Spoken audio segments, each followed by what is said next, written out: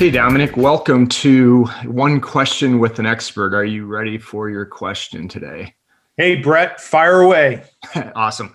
All right. There's a couple ways I could have taken this, but I think the really big one is coming from a valuation or an M&A expert like yourself is, if I'm a founder or a business owner, what are some of the top things I should be thinking about in order to maximize my valuation? So let me start with saying that the first thing you need to do is understand what your current value is. I've been doing this a long time, helping people buy and sell businesses. And the majority of owners that come into our office when they're ready to sell have no idea what their business is worth, and they didn't really do valuations along the way. And so I think the starting point is, what is your business worth? And why is it worth that amount of money today? And because there's many things that go into that. It's not just your financials. While that's important, that is just the science of figuring out what a valuation is. And then there's the art. And the art is all of the soft things that inform the market about how valuable your business really is. And so what are some of the soft things? Things like, what is the trend of your business? Has it been growing steadily, or has it gone up and down? What are the future prospects for your industry? Where do you stand from a competitive perspective? You as the owner, how much are you a part of that business? How involved are you in the day-to-day operations? And the less involved you are, the more valuable the business.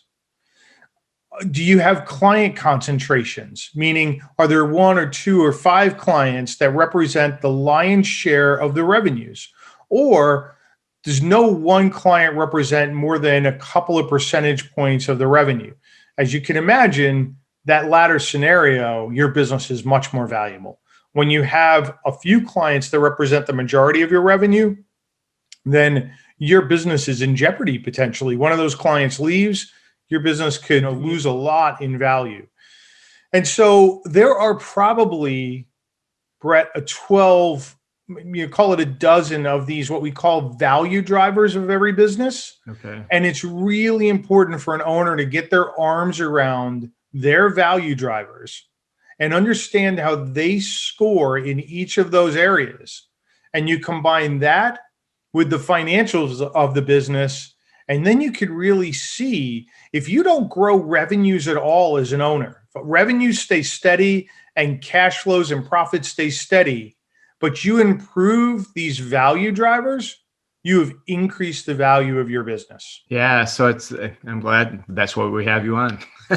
Yeah, because I think everybody instantly defaults to revenue, and in some cases, specifically in venture, right? It's not even profitable revenue. It's just revenue numbers. How do I get more? It's going to add the valuation. I'm much more on the contrarian side, as you and I have talked about that, give me good unit economics. I like what you had talked about, some of the soft sides of the business of, how is it trending in the right direction? And so I think part of that, the advice is, and I love the fact, how can you improve it if you don't know where you're starting, right? Which is fundamentally sound. And I think some of these owners may find that by just tweaking a few things or making some changes, they're going to improve their valuation, right? Without, like I said, fundamentally changing the revenue of the business. So absolutely. I mean, some good examples are, if you've got one or two clients that represent a good portion of your business, and you're able to water down the impact, the percentages that those clients are, you have gone a long way towards improving the value of your business. If you as an owner can extract yourself out of day-to-day operations so that the business doesn't need you day in and day out, there's less risk for a buyer or an investor to come in. Something happens to you as the owner, if you are a big piece of the business, there's a lot of risk there for a buyer or an investor. But the less that you're involved in the day-to-day operations, the less risk there is for a buyer or investor. And so, and like I said, there's probably a dozen of these for every company. Owners should know what they are, should be informed about where they are today on the scale for each of those and what they can do to move the needle in each of those areas. And then hopefully along the way, they improve those along with increasing the revenues of the business and the profits. And now you have done a tremendous job in improving the value of your, overall enterprise. Yeah, that's outstanding. And I guess maybe a follow-on question, even though it's one question, we can add follow-ons, is so if I'm looking I didn't at it sign up for that one question. That's it, we're done. It's thinking about from a revenue standpoint, because what I'm hearing you say quite a bit, it's all about risk mitigation for the most part, right? The less risk, the more the value of the business is going to be. So if we're looking at revenue kind of thresholds, and I tend to focus and play more with the startups that are in $500,000 to a couple million and trying to drive the business. And I know you go across the spectrum, but is there a number? It doesn't have to be set in stone. I won't hold it to you, where a number starts to mitigate some of the risk. I know there's other factors, but is there like milestone numbers that folks should be looking at that you've found historically? Yeah. And look, and let me say that when it comes to revenue, not all revenue is created equal, as you know, right? Some revenue is not profitable. Others are profitable. Some is not sustainable. So growth is good if it's the right type of growth. If you're talking about what sort of revenue metrics start to improve the value of a company or how the market views a business, I'd say when you start to get to the 10 million range, and that's not a hard and fast rule, because industry to industry, that could be different, right? But when you start to get to the 10 million range, you're going to attract different types of buyers if that revenue is good revenue.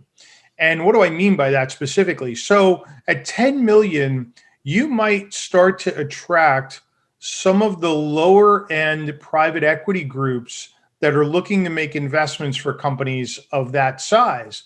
When you could start to attract private equity groups to your deal, in addition to any of the other buyer groups that might be interested, now you've got a much bigger pool of buyers. And so the bigger the pool of buyers, potentially the more offers, the better the economics for you, whether you're looking to raise money or sell a portion of the business or sell out completely. So I'd say when you get to about 10 million, as long as that revenue is good revenue, profitable revenue, you've reached the pinnacle at which you're going to start to attract a different buyer, which will come at you with a different valuation. Yeah, that's awesome, and more the better. And I do love the fact of reinforcing the good revenue, right? I like to work with folks that are building sustainable and scalable businesses. And I know a lot of people have done very well just looking at it on speculation that, hey, build it, they will come. Yeah. Revenue is everything. We'll figure out profits later. Maybe that's just not the way I like to look at it, but I know there are folks. So I appreciate Well, it's a bit of a house of cards, right? I mean, you've thrown stuff up against the wall and you're hoping that it'll stick. And you just don't know, right? You might be able to figure it out. But if you don't, you've spent a lot of money, a lot of effort, and a lot of time to move the needle upwards only to watch it retract. And I have to tell you, the market doesn't look at that very kindly. If you've grown a business and it's not good quality revenue that's sustainable, and you sort of have a roller coaster when it comes to revenues, ups and downs, market is not going to look kindly at that. There's just too much risk. I would say slower growth, but steady upward growth is better than having this meteoric sort of increase that is unsustainable. Yeah, no, I love it. That's why I've had you on the show, Domenic. I appreciate your time and your insights. And I'm sure at some point we'll circle back with another question for you. Sounds great. I'm a big fan. Keep up the great work, Brett. All right. Thanks, Domenic.